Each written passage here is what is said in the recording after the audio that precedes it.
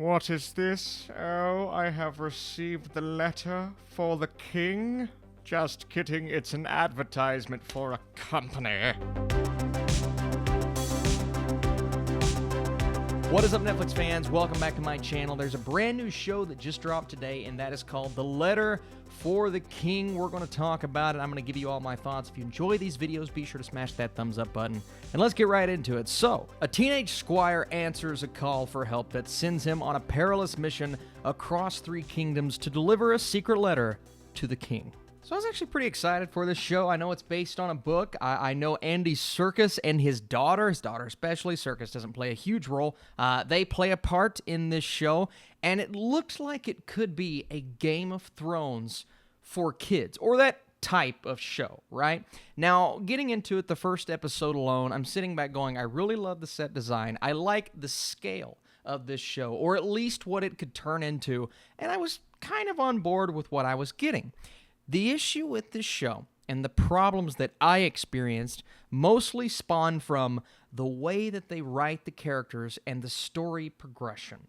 Now, it's not that the story is bad per se. It's just so overly convoluted, predictable, and slightly conventional that at a point you just sit back and go, I don't know if they're going to do anything to impress me. I don't know if they're going to do anything different. And if the characters were written in a way to make them, let's just say, more interesting than they ended up being, then I probably would have been okay, or at least more okay, with a Lackluster Story.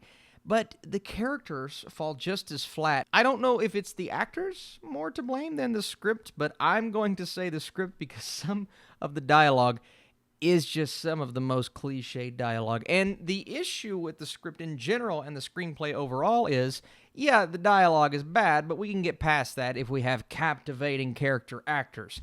Well, they get in these situations where things are getting so epic and intense, and when the show is focusing on these types of moments, that's when it's playing out in an interesting way, and that's when I started to get slightly invested.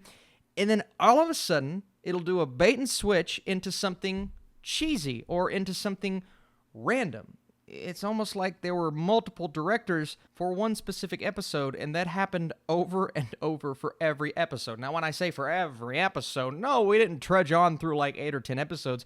There are only 6 episodes in this series, thank goodness, but the characters just weren't interesting enough, and then the story, it never stuck to a specific tone. So what we're left with is kind of this King Arthur-esque adventure, this mission where we're trying to get invested into our main character, and they keep getting thrown into these situations, and as in a movie like Lord of the Rings, they're going to face perilous missions and perilous side quests along the way, and that in itself seems like it should be more entertaining than it ended up being. And maybe the biggest issue for me, and this is saying that there is an audience for this show, is the fact that I believe this is a show, maybe it wasn't even meant for this, but it came off that way, that younger, and I mean young kids will enjoy, because it has that sense of humor. It has that sense of wackiness to it. Now, I can also throw families in general in there, but that means that the adults would have to sit down and watch it with the kids, and I just don't know if adults are going to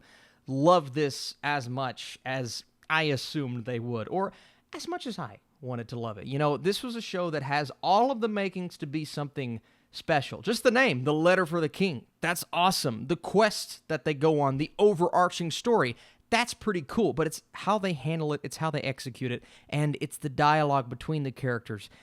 And the fact that the adults were just completely outshining these kids when the story is supposed to revolve around the kids, that's not really a good thing for a show like this. Now, is that me sitting here saying, oh, I hate the book that this is based on? No, I'm sure the source material fleshes things out just a tad bit more, and I would say it's more consistent in terms of tone than this show, and I've not even read the book, because this show is consistently breaking away from tension-building moments and giving us something quirky and wacky. And quirky and wacky is okay if you're sticking to that through the entire show, but unfortunately this does not do that. My favorite aspect of the show is the set design, are the technical elements. I mean, the show, like I said, it looks grand. It looks epic at points. When the first episode started, I said, yeah, I'm really going to like this. Where it lost me is the story. It was the ending that was just so lackluster.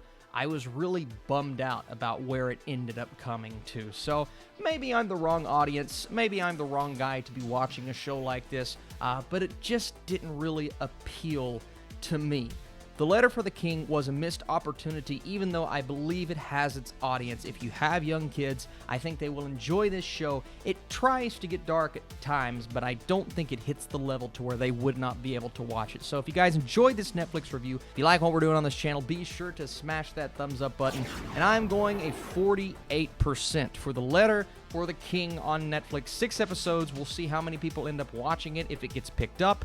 But there's my review. If you guys would like to see me review something else that dropped on Netflix this weekend, please let me know in the comments down below. I'll be doing that. We'll get on it. Appreciate you guys for watching. I'll see you soon.